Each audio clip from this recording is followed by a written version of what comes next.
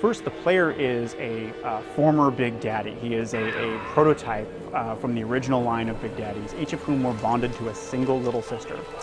And for some reason, a mysterious reason, he has been awakened. His free will has been restored at the beginning of the player's control of him. And he is crossing the city, wondering what has happened in the last 10 years, sort of a man out of time, trying to find his former little sister. She's the only one who gives him any kind of meaning in this world, and she's the only thing that he believes hasn't changed. And so he's pursuing her and comes into conflict with Sophia Lamb as a result. One of the many thematic goals of Bioshock 2 has to do with sort of rapture from a child's eye view. And so I'll start with Ryan Amusements. Ryan Amusements is a theme park designed entirely to brainwash children. Rapture is a secret, and they can't really have kids that are born there wanting to see Ireland, you know. So they have to scare those kids out of ever visiting the surface. And so you basically walk around through one of Andrew Ryan's terrifying propaganda messages, live in a kind of, House of Horrors kind of style. So, but the parasites say no. What was yours is ours. We are the state. We are gone.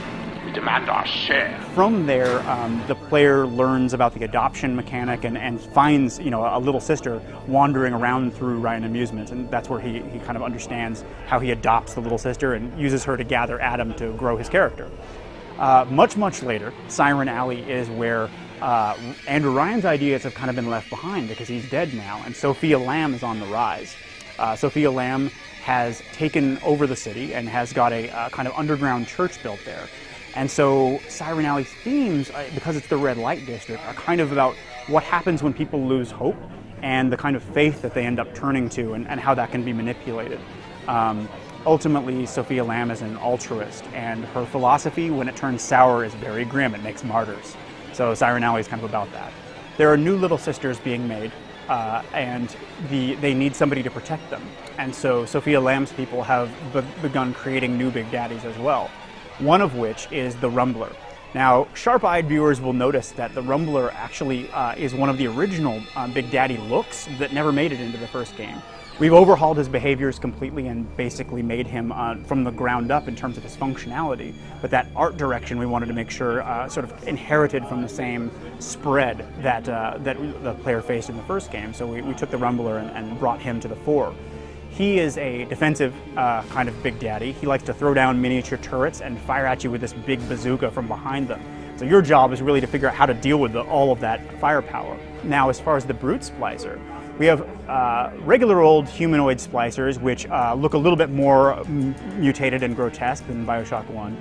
But there are also first-generation splicers that have been around since the events of Bioshock 1. Those guys have been splicing themselves stronger and stronger, or more versatile in various ways, and the Brute Splicer is one of them.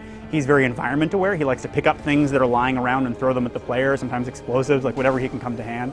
And he likes to dash up and pound you very close, and that's makes him very lethal. The player has to figure out a way to keep distance with him. I would say that Bioshock 2 is a true sequel in that many of the mechanics are new. The plasmid system has deepened. Each tier of any given plasmid gives you a radically different sort of tactical use. And with the dual wielding system, you're now able to pull off the combinations in Bioshock 1 that might have been a bit challenging, toggling between your weapons and your plasmids.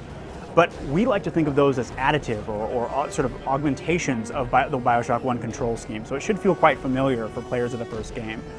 We hope that with all those new choices and options, that the players of Bioshock 2 will be able to sculpt their own play styles into more divergent paths by the conclusion of the game.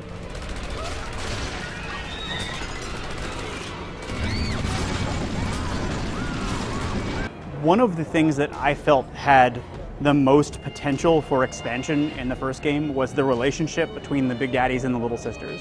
On the one hand, they're video game characters. You decide what to do about them in order to grow your character, and the choices you make affect the outcome and your options as a player.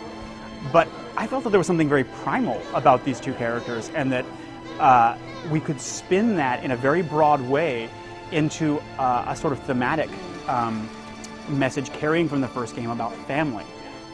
It's not didactic in the sense that I'm not going to tell you guys what to think about the game. Our themes are very participatory, but family is an important sort of internal touchstone that we have managed to I think, convey with the actual mechanics. Bioshock, we very much wanted the story to live in the actions as well.